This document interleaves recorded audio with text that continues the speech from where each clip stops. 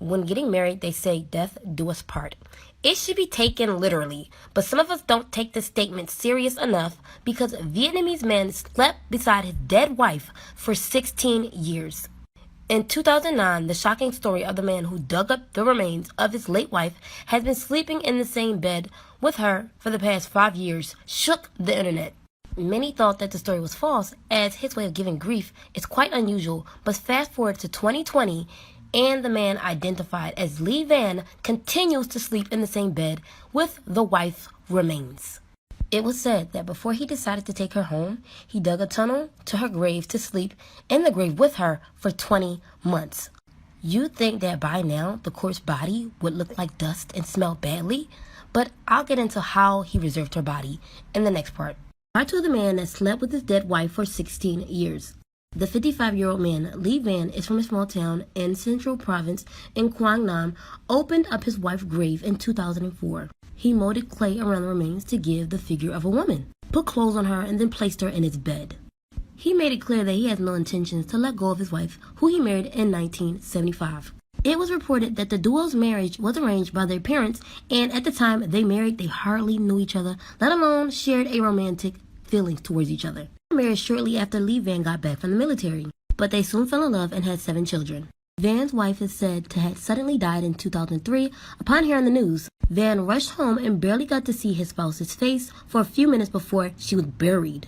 The grieving husband was so shocked by his wife's death that he spent most of his time night and day at the cemetery. He slept on his wife's grave. But after a few months, he worried about the weather and wanted to keep the body safe with him. Part 3 of the man that slept beside his dead wife for 16 years. This man literally dug up his wife's corpse body and still to this day sleeps with it. His concerned children found out about his sleeping place and stopped him from sleeping his nights at the cemetery.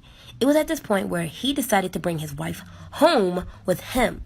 He could no longer sleep next to her in the cemetery. Unable to let go of his beloved, he dug up her bones and placed them in a bag near the cemetery. Then he started making a hollow statue in the shape of a woman out of plaster, cement, glue, and sand and put his wife's remains inside. He placed the hollow statue on his bed and laid next. And my parents were much more older than me, so I always felt like there was a distance between us.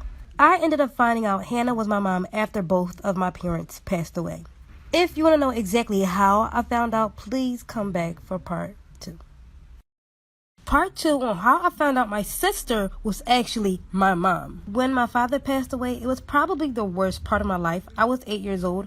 I did not take it well at all. I cried for weeks and I went crazy. I threw fits at people. I know my siblings were all going through this just as bad as I was, but I made it all about me. I didn't even consider them or what they had been going through the whole time. And recently, the same thing happened to my mom.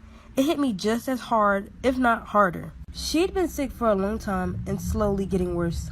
I wasn't ready for it at all. It was after this Hannah told me the truth. She sat me down and braced me that what she was about to tell me, I would be shocked.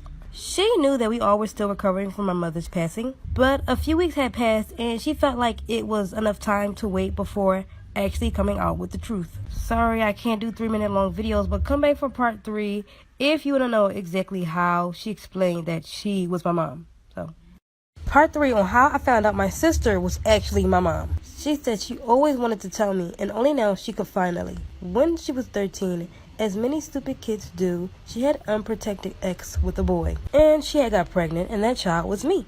At the time, her parents wanted to give her baby up for adoption, but she was unshakable and wanted to keep her child. She completely refused to give me away. They eventually agreed to keep me and would raise me in their household, but with their parents as the guardians, and I would grow up thinking that they were my real parents. Apparently, some of my older siblings also knew, but they never mentioned it. In fact, they're actually my aunts and uncles. My mother made Hannah swear that she would never tell me, and that she could only tell me only some time after her death. She said she wanted to die as a mother, not a grandmother. Hannah said all my life she wanted to tell me, but swore not to. And she was glad that she was able to tell me the truth. But if you want to know how I reacted to the whole situation, part 4 coming up. Story time about the guy who pretended to be transgender to get into the girl's bathroom. So we're going to go ahead and call him Danny. And at the time I knew of Danny, but I didn't really know him. We weren't friends or nothing like that. Danny was known as the gay guy. He would always have his makeup done and he would hang out with some of the girls. Everything was fine and cool until we entered our junior year and Danny came out as transgender. He started wearing wigs and dressing more feminine-like. Now, when he would get dressed up, he would look completely different than what he looked like as his, born male self. You would think that he was a different person when he would get dressed up. Well, one particular day, he didn't get dressed up and he entered the girls' bathroom. When he did that, all of a sudden, it was a big group of girls running out of the bathroom screaming. If you guys want to know why they ran out, come back for part 2. This is part 2 of the guy that pretended to be transgender to get into the girls' bathroom. So, like I said before, junior year was the year Danny came out as transgender. Some days he'd get dressed up, some days he didn't. When he entered the girls' bathroom, a group of girls ran out of the bathroom screaming. I think maybe a couple hours later, after lunch, Danny was called to the office and rumors went around about Danny trying to look through the girls' stalls. One girl claimed that he was peeking through the stall to look at one of her friends, and Danny was suspended. I think 2 weeks later, Danny came back to school and she completely stopped wearing feminine type outfits. That same week, me and my friend Kenneth were walking past the boys' bathroom and we heard a lot of fumbling going on. I told him to go check what was going on. When he checked, there was a group of guys in the bathroom jumping Danny. I'm running out of time. Come back for part 3. Story time on how I found out my dad was transgender. Also, by the way, at the time I was 12. So I grew up an only child. I always wanted siblings, but my parents said that I was enough. And we would never really go see family like my grandparents. When I was a toddler, I used to see them. Well, at least that's what my parents told me. But I was never close with any of my family besides my one aunt. So one day I had a sleepover and I invited my friend and we played hide and seek. And I spent like 10 minutes looking for her until I finally found her in my basement holding a book. I was like, girl, I'm done playing with you. And she said she found an old picture book. When she told me, I was kind of excited because I haven't seen much of my family. As we went through the book, I saw a picture of my grandparents and 2 little girls. One of the girls in the picture I knew was my aunt because the mole, but I didn't know who the other girl was. I flipped the picture around and it said familia, which by the way is family in Spanish. And I was like, so there's another aunt that I don't know about? But if you want to know how I confronted my dad about it, come back for part 2. This is part 2 on how I found out my dad was transgender. So, like I said, I found a picture of my dad's family, but he wasn't in it. That night, I went to my parents' bedroom and I saw my mom. I showed her the picture and she gasped.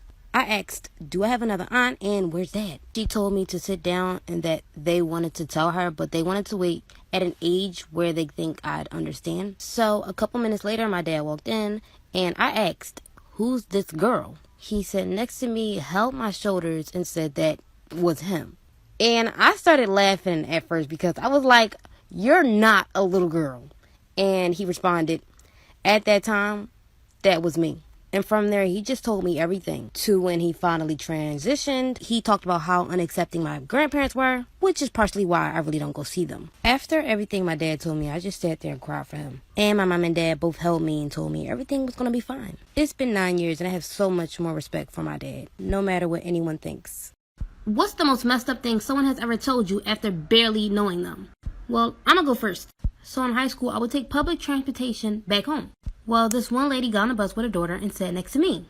I looked over and told her that her daughter looked very pretty. Then out of nowhere, she just starts crying. I asked, ma'am, are you alright? And she says, it's my husband. I didn't want to be invasive, but I asked, did something happen? Then she goes on a 10-minute rant about how abusive her husband was and that she tried to stay for the baby. She was scared, but she finally had the courage to go. I felt bad and asked her, is there anything I could do to help? And she proceeds to tell me that everything is fine. I'm like, are you sure? She replies, yes, everything is fine. He had a peanut allergy and he died last week. And I'm like shook. And I said, I'm so sorry for your loss. And she responds, no, it's better that he's gone anyway. And I'm like, huh? Right after, she prepares to get off the bus and she grabs her daughter. I said bye. Right before she gets off, she said she put peanuts in his food.